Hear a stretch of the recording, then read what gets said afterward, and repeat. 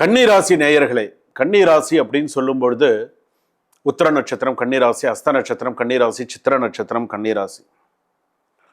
இந்த கன்னிராசியிலேயே பிறந்தவர்கள் 1960 90க்குள்ள பிறந்தவர்கள் அப்படின்னு நிலைப்பாடு இல்லாத ஒரு வாழ்க்கை முக்கியமா. ஏன்னா சில பேருக்கு பார்த்தீங்கன்னா படிப்பு பாதிப்பு, சில பேருக்கு நல்லா படிப்பு, அம்மா அப்பா இருப்பாங்க, சில பேருக்கு இருக்க மாட்டாங்க. சில பேருக்கு பார்த்தீங்கன்னா தன் புத்தி கொண்டு வாழ்க்கையில் பிரகாசம் அடைய வேண்டும் அப்படின்னு இருப்பாங்க. உன் புத்திக்கு நீ என்ன படிக்கிறியோ அதுதான், உன் புத்திக்கு நீ என்ன செய்யறியோ அதுதான், அந்த மாதிரிலாம் உண்டு. ஸோ அப்படிலாம் வந்திருப்பாங்க.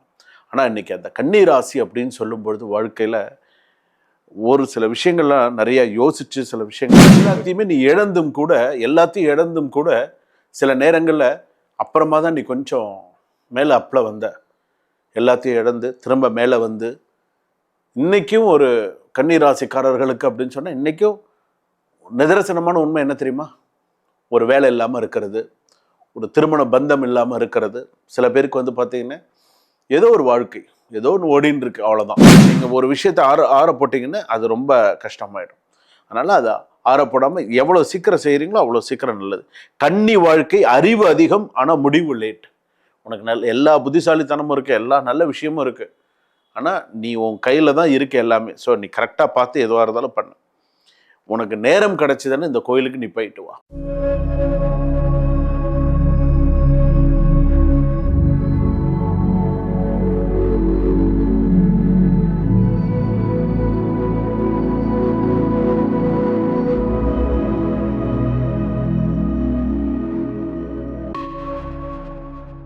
ஜனனி ஜென்ம சௌக்கியானாம் வர்தனி குல சம்பதாம் பதவி பூர்வ புண்ணியானாம் லிக்யதே ஜென்ம பத்திரிகா கஜானனம் பூதகணாதி செவிதம் கபித்த ஜம்பு பலசார பட்சிதம் உமாசுதம் சோக விநாச காரணம் நமாமி விக்னேஸ்வர பாத பங்கஜம் ஆதித்யாயச்ச சோமாய மங்களாய புதாயச்ச குரு சுக்ர சனிபியச்ச ராகவே கேதவே நமகா.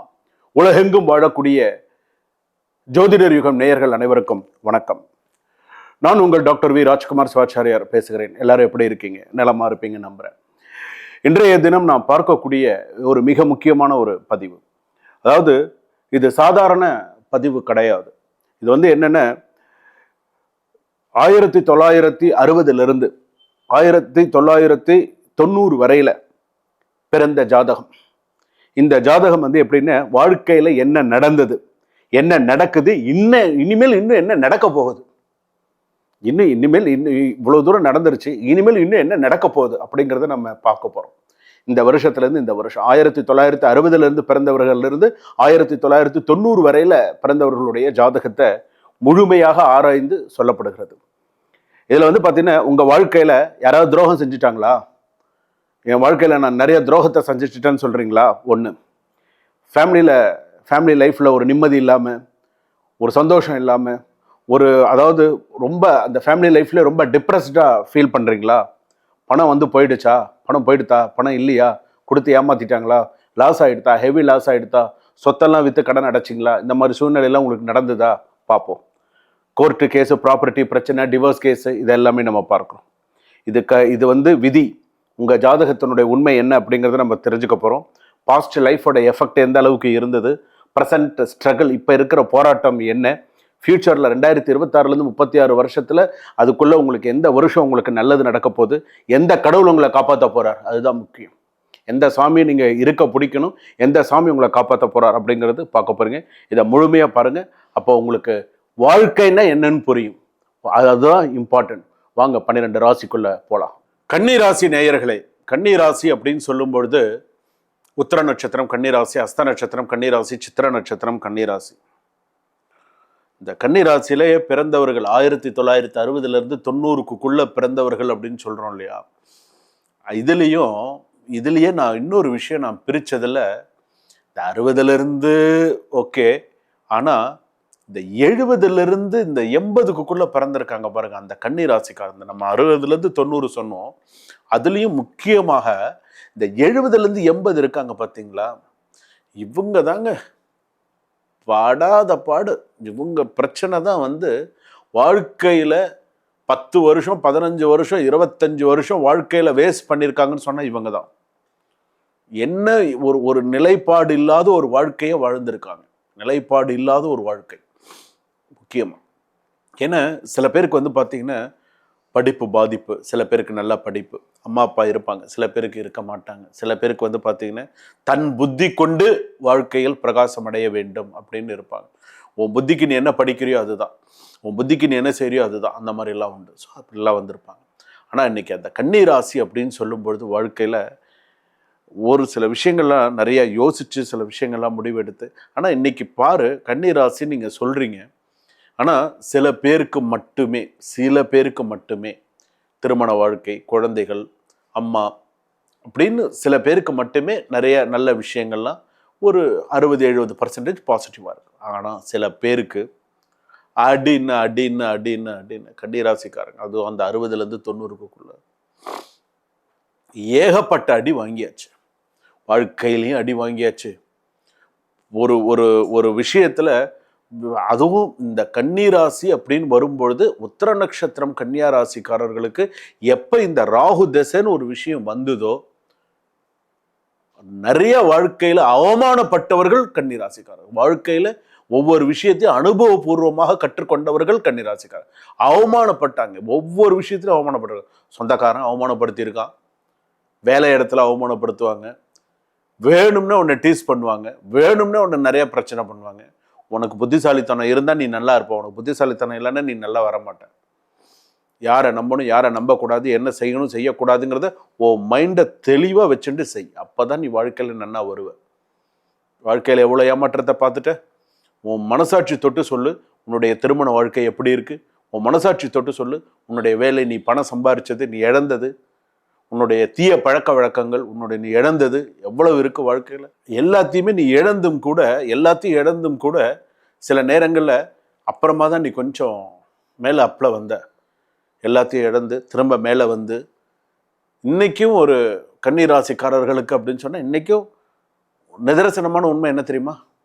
ஒரு வேலை இல்லாமல் இருக்கிறது, ஒரு திருமண பந்தம் இல்லாமல் இருக்கிறது. சில பேருக்கு வந்து பார்த்தீங்கன்னா ஏதோ ஒரு வாழ்க்கை, ஏதோ ஒன்று ஓடின்னு இருக்கு, அவ்வளோதான். ஒன்றும் பெருசாலாம் இல்லை, ஏதோ ஒன்று ஓடின்னு இருக்கு, அவ்வளோதான். ஸோ இவ்வளோ விஷயங்கள் இருக்கும்போது அதிக யோசனை உண்டு. எந்த விஷயத்திலையும் 10 தடவை யோசிப்பாங்க. அதுதான் கன்னிராசிக்காரங்க, 10 தடவை யோசிப்பாங்க. நல்ல திறமை இருந்தும் சில நேரத்தில் ஜெயிக்க முடியல. இன்னொன்று என்னென்னா, ஒரு ஒரு சில விஷயத்தில் வந்து ரிஸ்க் எடுத்து சில விஷயங்கள் செய்வாங்க, சக்ஸஸ் பண்ணுவாங்க. மனசு இருந்தாலும் சில விஷயங்களில் வந்து பார்த்தீங்கன்னா சில பேருக்கு காதல் தோல்வி இருக்கும், சில பேருக்கு அந்த திருமண வாழ்க்கையில், சில பேருக்கு வந்து பார்த்தீங்கன்னா திருமண பந்தத்தில் ஒரு முறிவுகள் ஏற்பட்டு அதுக்கப்புறமா ஏதோ அப்படி ஒரு லைஃப் ஓடின்னு இருக்கும். வாழ்க்கையில் வந்து பார்த்தீங்கன்னா ஒரு ஸ்டேபிள், ஒரு 40 வயசுக்கு மேலே ஒரு ஸ்டேபிள் தெரியும், 36 வயசுக்கு மேலே சில பேருக்கு ஒரு ஸ்டேபிள் தெரியும். ஓகே பரவாயில்ல, இவ்வளோ நாள் கஷ்டப்பட்டோம் அப்படியே ஓரளவுக்கு தெரியும். ஆனால் உள்ளுக்குள்ளே ஸ்ட்ரெஸ் ஓடிட்டு தான் இருக்கும்.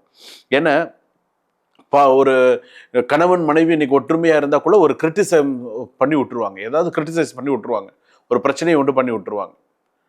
சிலர் அந்நிய மதத்தில் அந்நிய இதில் கல்யாணம் பண்ணுவாங்க. சில பேர் மாதிரி திருமண வாழ்க்கை, சில பேர் அந்த மாதிரி பண்ணக்கூடியவர்கள் இருக்காங்க. 2026-29 கொஞ்சம் நார்மலாக போகும். 29-32 நல்ல growth இருக்கும். 32-36 ஃபுல் ஸ்டெபிலிட்டி, நல்ல பீஸ்ஃபுல் லைஃப், நல்ல அமோகமாக இருக்கும். மெயின் ப்ராப்ளம் பர்ஃபெக்ஷன் எக்ஸ்ட்ரிபியூஷன் பார்ட்னரில் குறை. சில பேர் வந்து பார்த்தீங்கன்னா சில குறை கண்டுபிடிப்பார்கள், சில பேர், அது உண்டு.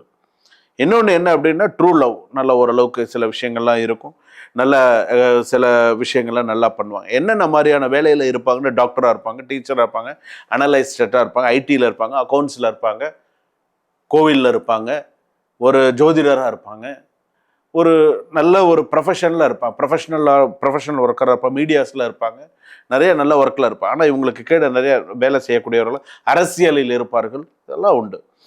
பெரிய பிரச்சனை இல்லை. ஆனால் வந்து என்னென்னா சின்ன சின்ன டாக்குமெண்டேஷன் இஷ்யூலாம் நிறையா இருக்கும். சொத்து பிரச்சனைகள்லாம் விட்டு, சொத்தெல்லாம் விற்று பாதி இருந்து இல்லாமல் பணம் போய் சில விஷயங்கள்லாம் அனுபவிச்சாச்சு. இனிமேல்ட்டு அவங்களோட வாழ்க்கை கொஞ்சம் கொஞ்சமாக பிளான் பண்ணி கொஞ்சம் கொஞ்சமாக நன்னா இருக்கும். வாகனங்களில் கவனமாக இருங்க. குறைஞ்சபட்சம் 60லேருந்து 90க்குள்ளே பிறந்தவர்கள் வாகன விபத்தை சந்திச்சிருப்பாங்க. அந்த வாகன விபத்தை நிறைய சந்திச்சு, நல்ல குழந்தைகள், இன்டெலிஜென்ட்டான நல்ல குழந்தைகள் உண்டு. சில பேருக்கு முதல் குழந்தை இருக்காது, 2வது குழந்தைகள் இருக்கும். ஸோ குழந்தைகள் ஒரு குழந்தைகள், 2 குழந்தை, 3 குழந்தைகள் வரைக்கும் இருக்கும்.